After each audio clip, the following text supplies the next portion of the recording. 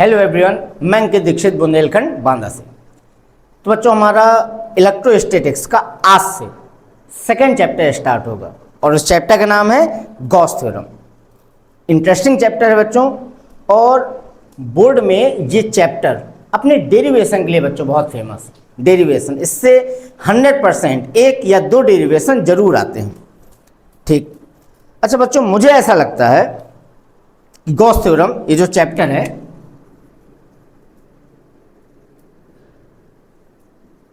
Gauss theorem बच्चों, ये chapter पढ़ने से पहले बोर्ड के हर स्टूडेंट को एक टॉपिक जरूर समझना चाहिए, क्योंकि वो इस चैप्टर में डेरिवेशन में न्यूमेरिकल में बहुत यूज होता है। और टॉपिक का नाम है एरिया वेक्टर।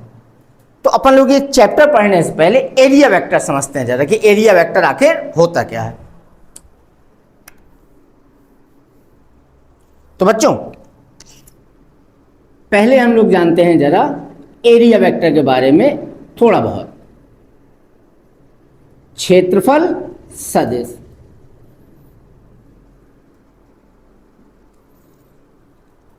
बच्चों एरिया, पहली चीज तो एरिया एक वेक्टर क्वांटिटी है। कैसी क्वांटिटी है? वेक्टर। अब अगर वेक्टर क्वांटिटी है तो डायरेक्शन भी होती होगी, बिल्कुल होती है डायरेक्शन। कहां होती है डायरेक्शन? तो बच्चों ये डिपेंड करता है कि पृष्ठ 2D है कि 3D। अच्छा, ये 2D और 3D पृष्ठ क्या है बच्चों? एक चीज ध्यान रखिएगा, जिन आकृतियों के केवल क्षेत्रफल हो, क्या हो? केवल क्षेत्रफल, उन्हें बोलते हैं 2D। और जिन आकृतियों के क्षेत्रफल भी हो, आयतन भी हो, उन्हें बोलते हैं 3D। समझिएगा, जैसे वर्ग का क्षेत्रफल होता है, आयत का क्षेत्रफल होता है, वृत्त का क्षेत्रफल होता है, तो ये सब कहलाएंगे क्या? 2D। अच्छा, 3D की बात करें तो 3D का मतलब जैसे घन, घनाभ, बेलन, शंकु, गोला, ये सब कहलाते हैं 3D, क्योंकि इनका क्षेत्रफल भी होता है और इनका आयतन भी होता है।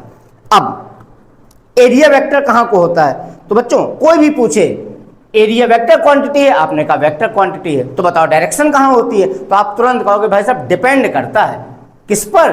पृष्ठ पर, कि पृष्ठ 2D है कि पृष्ठ 3D है। अगर बच्चों पृष्ठ 2D हुआ, कैसा हुआ?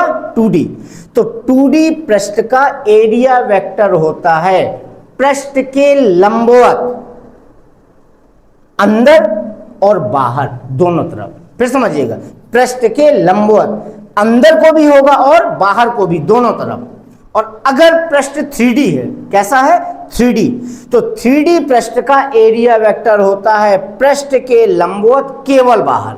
फिर समझिएगा, 2D पृष्ठ का एरिया वेक्टर होता है पृष्ठ के लंबवत, अंदर भी और बाहर भी।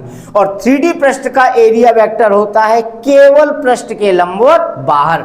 और बच्चों इस चैप्टर में ज्यादातर 3D पृष्ठ यूज होते हैं, तो अपन लोग 3D पृष्ठ का एरिया वेक्टर जरा समझते हैं। ठीक, हाँ। अब अगर कोई कहे एरिया वेक्टर, तो बच्चों एरिया वेक्टर है क्या? परिभाषा बताओ। तो परिभाषा में नहीं जाना है, आप केवल एक लाइन बोल दीजिएगा एरिया वेक्टर क्या है। तो आप लाइन बोल दीजिए एरिया विद डायरेक्शन।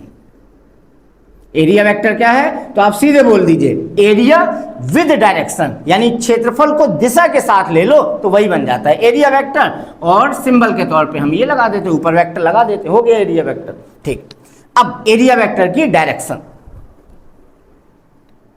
इसको जरूर लिख दीजिए बच्चों, एरिया विद डायरेक्शन, क्षेत्रफल दिशा के साथ। मिटाई दे रहा हूं बच्चों। अब एरिया वेक्टर की डायरेक्शन,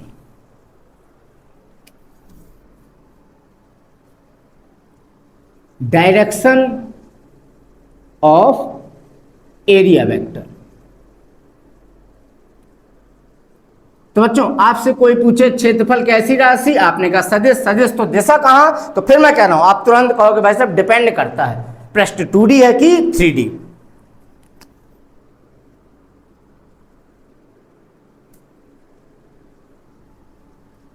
यहां पे लिखा आप लोगों ने फॉर 2D सरफेस,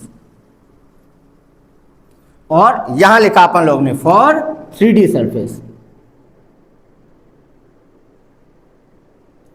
ठीक बच्चों, 2D सरफेस का एरिया वेक्टर, एरिया वेक्टर कहां को होता है?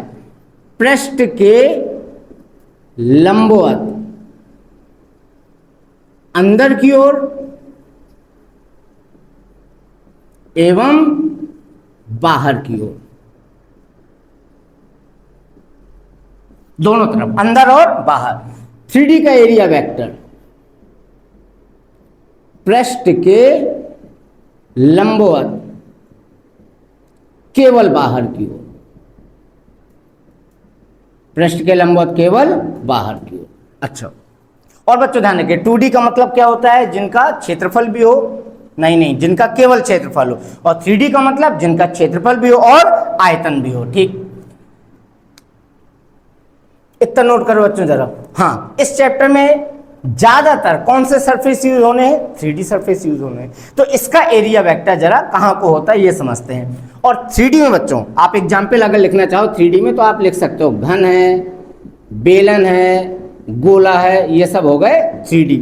2D के एग्जाम्पल अगर आप लिखना चाहो तो आप लिख सकते हो वृत्त लिख सकते हो, आयत लिख सकते हो और वर्ग लिख सकते हो। ठीक, ओके, तो इतना बच्चों नोट करिए जरा। फिर 3D सरफेस के लिए एरिया वेक्टर समझते हैं, क्योंकि यही इस चैप्टर में यूज होना है। ठीक है, नोट कर लीजिए इसको। तो हम लोग जरा एरिया वेक्टर देखते हैं 3D सरफेस के लिए। और 3D सरफेस में बच्चों सबसे ज्यादा यूज होगा जो इस चैप्टर में, तो यूज होगा घन वाला और बेलन वाला। तो घन वाला और बेलन वाला समझते हैं बच्चों। घन समझिएगा इसका एरिया वेक्टर। घन कैसा सरफेस है? आंसर 3D सरफेस है। घन कैसा सरफेस है? 3D सरफेस है। 3D सरफेस का एरिया वेक्टर कहां को होता है? पृष्ठ के लंबवत केवल बाहर को। ओके, तो ये हो गया दो ठो हमारे वर्ग, A B C D। दूसरा वर्ग E F G H। अब इनके ये जो कोने हैं इनको मिला दीजिए। ये आपका बन गया घन। घन में कितने पृष्ठ बच्चों? 6 पृष्ठ। देखो, 2 ठो हो गए अगल बगल, ओके, 2 ठो हो गए ऊपर नीचे, ओके, और 2 ठो हो गए सामने और उसके जस्ट पीछे। कितने पृष्ठ घन में समझिएगा? 6। 2 ठो हो गए अगल बगल, 2 ठो हो गए ऊपर नीचे और 2 ठो हो गए सामने और उसके जस्ट पीछे। ओके, तो अगर घन में 6 पृष्ठ हैं तो फिर एरिया वेक्टर भी कितने होंगे? 6 होंगे एरिया वेक्टर। देखिएगा। अच्छा बच्चों, एक चीज आपको पता होगी, ये कौन सी अक्ष? x, ये कौन सी अक्ष? y, ये कौन सी अक्ष? z।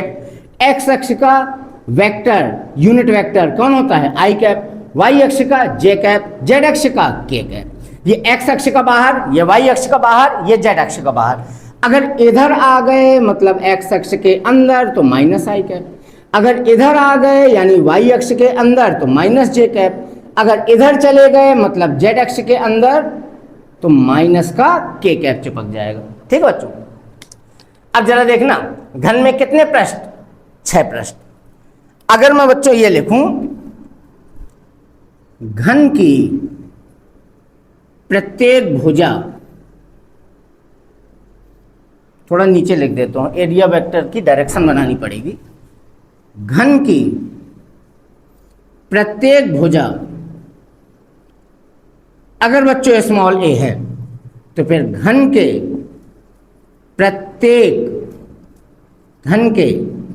प्रत्येक पृष्ठ का क्षेत्रफल कितना हो जाएगा? भुजा स्क्वायर। घन के प्रत्येक पृष्ठ का यानी इन दोनों का क्षेत्रफल a स्क्वायर, इन दोनों का क्षेत्रफल a स्क्वायर, सामने और उसके पीछे वाले का क्षेत्रफल a स्क्वायर। ठीक, अब देखना बच्चों जरा,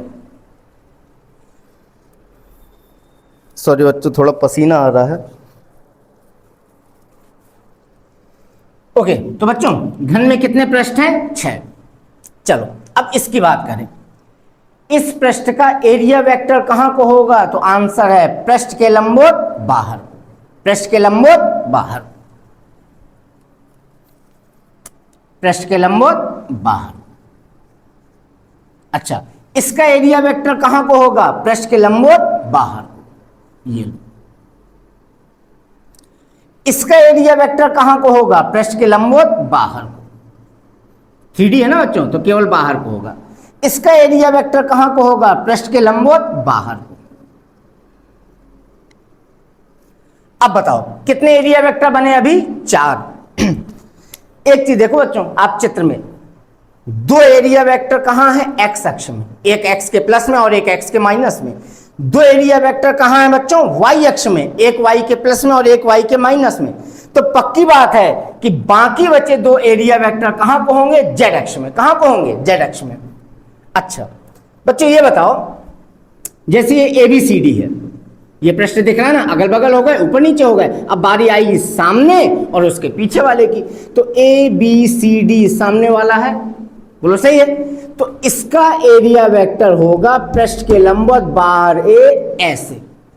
अब एक समस्या, ऐसे होगा, इस लाइन को सर जी बोर्ड में कैसे खींचेंगे आप, या आप लोग अपनी कॉपी में कैसे खींचेंगे? तो इसी को तो बोलेंगे बच्चों जेड अक्ष, काल्पनिक अक्ष। और जेड अक्ष की डायरेक्शन कहां को होती है? इस साइड को। जेड अक्ष की डायरेक्शन कहां को है? जेड अक्ष का बाहर इस साइड को। तो इसका एरिया वेक्टर ऐसे होगा, लेकिन हम बोर्ड में तो लाइन खींच नहीं पाएंगे, ना कॉपी में खींच पाएंगे। तो अब कॉपी में या बोर्ड में लाइन कहां को खींची जाएगी? जेड अक्ष की तरफ। तो इसका एरिया वेक्टर होगा जेड अक्ष, यानी कि इस तरफ। तो ये जो ABCD फ्रंट वाला भाग है बच्चों, इसका एरिया वेक्टर जेड अक्ष की तरफ ऐसे।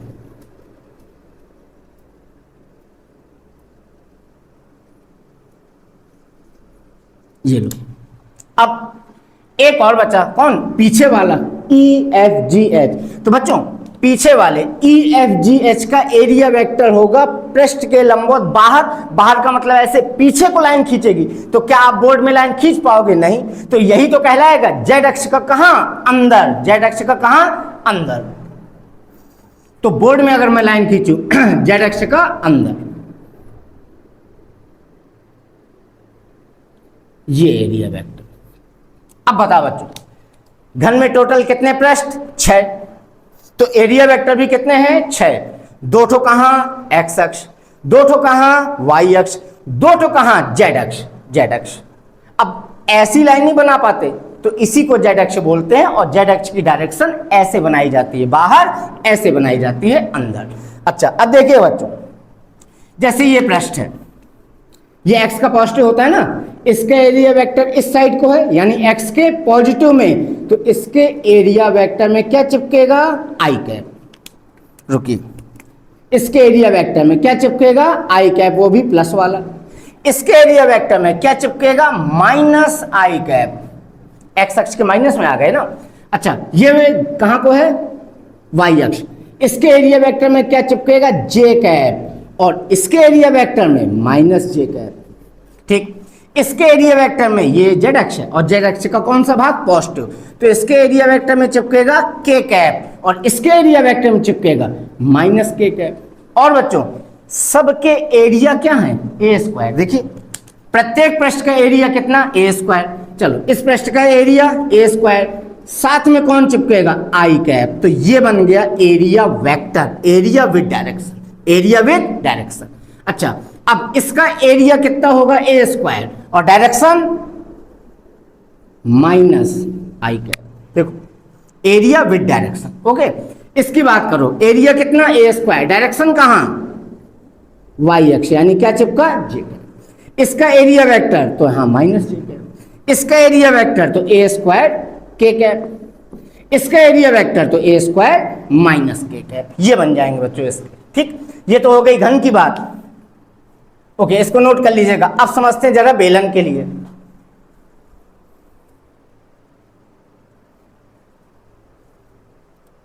नोट हो गया बच्चों? इधर बना देता हूं बेलन। बच्चों बेलन में कितने पृष्ठ होते हैं? 3 पृष्ठ। कितने पृष्ठ? 3 पृष्ठ। ठीक, ये मैंने बेलन बनाया,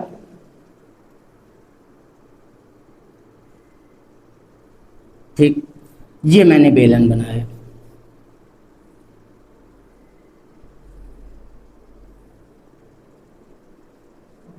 पोजीशन अलग अलग है। ये कौन सी स्थिति है? ऊर्ध्वाधर। ये कौन सी स्थिति है? क्षैतिज। अच्छा बेलन में कितने पृष्ठ होते हैं? 3 पृष्ठ। फर्स्ट, सेकंड और ये जो बीच में होता है बच्चों, बेलन मतलब सिलेंडर, सिलेंडर के देखो 3 पृष्ठ होते हैं, ये अच्छा बोतल समझते हैं। सिलेंडर के बच्चों 3 पृष्ठ होते हैं, ऊपर वाला, नीचे वाला, और ये जो होता है इसको बोलते हैं तीसरा, यानी बेलन का वक्र पृष्ठ। ये जो होता है सिलेंडर का ये वाला हिस्सा, ठीक। बेलन में कितने पृष्ठ? 3, एक ऊपर वाला, एक नीचे वाला, और ये एक तीसरा वाला। तो एरिया वेक्टर भी कितने होंगे? 3। इसका एरिया वेक्टर, अच्छा कौन सा पृष्ठ है? 3D ना, तो 3D का एरिया वेक्टर पृष्ठ के लंबवत बाहर, तो इसका एरिया वेक्टर पृष्ठ के लंबवत बाहर, इसका एरिया वेक्टर पृष्ठ के लंबवत बाहर, और इसका एरिया वेक्टर पृष्ठ के लंबवत बाहर बाहर बाहर बाहर, ये सब बाहर कहलाएगा ना बच्चों। भाई ये पूरा है तीसरा वाला, तो बाहर का मतलब किसी भी तरफ हो सकता है, ठीक। तो ये पहला पृष्ठ, दूसरा पृष्ठ, और ये कौन सा? तीसरा पृष्ठ। तो जरा पहले वाले का एरिया वेक्टर बताओ। पृष्ठ के लंबवत बाहर, इसका एरिया वेक्टर पृष्ठ के लंबवत बाहर, और तीसरे का एरिया वेक्टर पृष्ठ के लंबवत बाहर। तो कहीं कोई बना सकते हो, बाहर बाहर किसी भी तरफ। मैंने इस तरफ बना दिया, ये लो। अगर बच्चों बेलन की पोजीशन ये होती, बेलन की पोजीशन ये होती, देखो 3 पृष्ठ, पहला, दूसरा, और ये है तीसरा, ओके। तो इसका एरिया वेक्टर कहाँ को? पृष्ठ के लंबवत बाहर। इसका एरिया वेक्टर कहाँ को? पृष्ठ के लंबवत बाहर। इसका एरिया वेक्टर कहाँ को? पृष्ठ के लंबवत बाहर। तो बाहर का मतलब ये भी हो सकता है, ये भी हो सकता है, ये भी हो सकता है, तीनों बाहर कहलाएंगे, कहीं कोई बना सकते हो आप। तो इसका एरिया वेक्टर बच्चों कहाँ को होगा? पृष्ठ के लंबवत बाहर। इसका एरिया वेक्टर कहाँ को होगा? पृष्ठ के लंबवत बाहर। इसका एरिया वेक्टर कहाँ को होगा? पृष्ठ के लंबवत बाहर। तो बाहर आप किसी भी तरफ बना सकते हो। तो ये लो, ये हो गया बेलन का।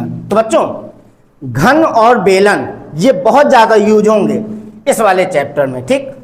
पसीना बहुत आ रहा है बच्चों, 2 मिनट।